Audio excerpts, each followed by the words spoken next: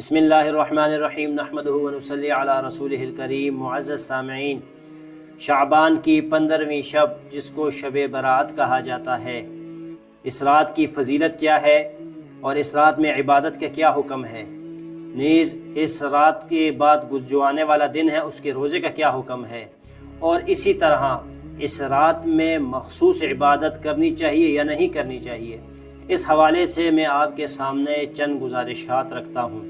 سب سے پہلے شب براءت کسے کہا جاتا ہے؟ شب براءت یہ شعبان کے مہینے کی 15ویں شب ہے، اور براءت کا معنی چھٹکارے کا ہوتا ہے، اس لیے کہ متعدد احادیث مبارکہ میں اس رات کے فضائل میں یہ بھی ایک فضیلت وارد ہوئی ہے کہ اس رات میں بہت سے گناہگاروں کی مغفرت کر دی جاتی ہے اور ان کو جہنم سے چھٹکارا دیا جاتا ہے، جیسا کہ احادیث مبارکہ میں آتا ہے کہ حضرت عائشہ رضی اللہ تعالی عنہ ارشاد فرماتی ہے کہ ایک شب میں نے آپ صلی اللہ علیہ وسلم کو اپنے بستر پہ نہ پایا، تو میں آپ صلی اللہ علیہ وسلم کو تلاش کرنے کے لیے نکل پڑی۔ جب میں نے بقیع میں دیکھا تو آپ صلی اللہ علیہ وسلم وہاں کھڑے ہیں۔ بقیع یہ مدینہ منورہ کا قبرستان ہے۔ تو آپ صلی اللہ علیہ وسلم نے مجھے دیکھ کر یہ ارشاد فرمایا کہ اے عائشہ، کیا تو سمجھتی ہے کہ اللہ اور اللہ کا رسول تیرے حق میں کوئی ناانصافی کریں گے؟ تو حضرت عائشہ رضی اللہ تعالیٰ عنہ ارشاد فرماتے ہیں کہ جی حضور، میں سمجھی کہ شاید آپ وہ کسی اور زوجہ محترمہ کے پاس تشریف لے گئے ہیں۔ پھر اس کے بعد آپ صلی اللہ علیہ وسلم نے ارشاد فرمایا کہ عائشہ، یہ 15 شعبان کی شب، اس میں اللہ رب العزت اپنے بندوں کی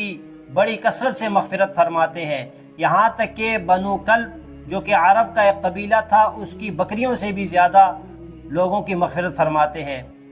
اور عرب کے جتنے بھی اقوام ہیں ان سب میں بنو کلب کے پاس بہت زیادہ بکریاں تھیں۔ اسی طرح ایک دوسری حدیث میں حضرت علی رضی اللہ تعالیٰ عنہ سے روایت ہے، وہ فرماتے ہیں کہ حضور نبی کریم صلی اللہ علیہ وسلم نے ارشاد فرمایا کہ اس 15ویں شعبان کی جو شب ہے، اس میں قیام کیا جائے اور اس کے دن میں روزہ بھی رکھا جائے، اس لیے کہ اس رات میں اللہ رب العزت وہ قریب کے آسمان پر تشریف لے آتے ہیں اور یہ ارشاد فرماتے ہیں کہ ہے کوئی مغفرت چاہنے والا جس کی میں مغفرت کر دوں، اور ہے کوئی مجھ سے رزق طلب کرنے والا کہ میں اس کے رزق کو بڑھا دوں، اور ہے کوئی مجھ سے اپنی پریشانی اور بیماریوں سے نجات پانے والا کہ اس کو میں بیماری اور تکالیف سے نجات دے دوں۔ تو اس رات کی دیگر احادیث میں بہت سارے فضائل وارد ہوئے ہیں، اور اس رات میں مومنوں کی مغفرت کر دی جاتی ہے، سوائے چند بدبختوں کے کہ جن کی اس رات میں بھی مغفرت نہیں ہوتی۔ وہ کون ہیں لوگ ہیں؟ وہ لوگ جو شرک کرتے ہیں، اور اسی طرح وہ لوگ جو والدین کی نافرمانی کرتے ہیں، اور اسی طرح وہ لوگ جو قطع تعلق رکھتے ہیں، یعنی رشتہ داروں سے تعلق کو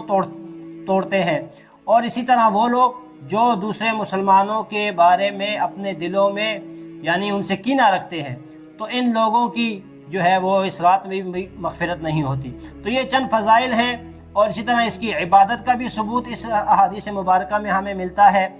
اور اسی طرح جو ہے وہ اس رات کے بعد جو دن ہے اس کے روزے کا بھی ثبوت ہمیں ملتا ہے۔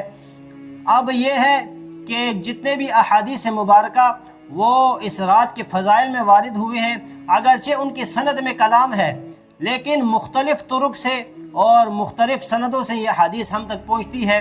تو اس پہ محدثین نے اس کے سند میں کلام کرنے کے ساتھ ساتھ یہ بھی ارشاد فرمایا ہے کہ مختلف طرق اور مختلف سندوں کی وجہ سے یہ احادیث مبارک جو ہے وہ حسن لغیرہ کے درجے میں آتی ہے۔ اور اسی طرح پھر امت کا ہر دور میں، یعنی علماء کا، صلحاء کا، اتقیاء کا، اصفیاء کا، ان حضرات کا ہر دور میں اس رات کے فضائل پر یعنی جمع ہو جانا، اجماع کر لینا اور اس رات کے فضائل سے فائدہ حاصل کرنا، یہ بھی امت کے لیے ایک ثبوت ہے۔ اب جو لوگ اس رات کے فضائل کو سرے سے ہی نہیں مانتے تو وہ لوگ بھی غلط ہیں، اور وہ لوگ جو اس رات کی فضائل کو بڑھا چڑھا کر اور لیلۃ القدر کے برابر کرتے ہیں وہ بھی غلط ہے، اس لیے کہ اس رات کی جو فضائل ہیں وہ اپنے درجے میں بالکل حق پہ ہیں۔ اور اس کے بعد یہ ہے کہ اس رات میں کوئی خاص عبادت وہ کرنی چاہیے یا نہیں کرنی چاہیے، جیسا کہ ہمارے معاشرے میں مشہور ہے کہ اس رات کو جو ہے وہ ایک مخصوص خاص قسم کے 2 نفل پڑھے جائیں، تو اس سے جو ہے وہ ساری زندگی کے جو ہے وہ فرائض معاف ہو جاتے ہیں، یعنی قضاء عمری جس کو کہا جاتا ہے۔ تو ایسا جو ہے کوئی نہ صحابہ کرام کے دور میں، نہ فقہاء کرام سے اور نہ محدثین عظام سے ایسا کوئی ثبوت ہمیں ملتا ہے۔ اور اسی طرح کہا جاتا ہے کہ اس رات میں اگر صلاۃ تسبیح کو باجماعت پڑھا جائے تو اس سے جو ہے وہ گناہ معاف ہو جاتے ہیں۔ اور یہ تو اس قسم کے کوئی بھی خاص فضیلت یا خاص عبادت جو ہے وہ اس رات کے حوالے سے ہمیں کسی بھی نہ حدیث میں، نہ فقہاء کے اقوال سے اور نہ حضرات صحابہ کرام کے عمل سے کوئی ثبوت ہمیں ملتا ہے۔ تاہم اس رات کے فضائل ہیں، اور یہ ہے کہ اس کی عبادت کوئی خاص قسم کی نہیں ہے، بلکہ اس میں نوافل کا اہتمام کیا جائے اور دعا کا اور ذکر کا اس میں اہتمام کیا جائے، اپنے لیے، اپنے اہل و عیال کے لیے اور پوری امت مسلمہ کے لیے خوب اللہ رب العزت سے دعائیں مانگی جائے۔ اور اس رات میں یہ بھی نہیں ہے کہ پوری رات کو جو ہے وہ جا کر گزارا جائے اور خود کو مشقت میں مبتلا کیا جائے، اور پھر یہ کہ صبح فجر کو جو فرض نماز ہے اس کو چھوڑ دیا جائے، تو ایسا بھی نہیں کرنا، بلکہ اس رات میں آرام بھی کیا جائے اور کچھ دیر کے لیے اس میں عبادت بھی کی جائے، دعائیں بھی کی جائے، اور فجر کی نماز کو باجماعت ادا کیا جائے۔ اور اسی طرح دن کو بھی جو ہے وہ روزے کا بھی اہتمام کیا جائے، اگر ممکن ہو اور سہولت کے ساتھ رکھ سکتے ہیں تو اس دن کو روزے کا بھی اہتمام کیا جائے۔ اللہ پاک مجھے اور آپ کو دین کو سمجھنے کی، اس پہ عمل کرنے کی اور دوسروں کو پہنچانے کی توفیق عطا فرمائے۔ وآخر دعوانا ان الحمدللہ رب العالمین۔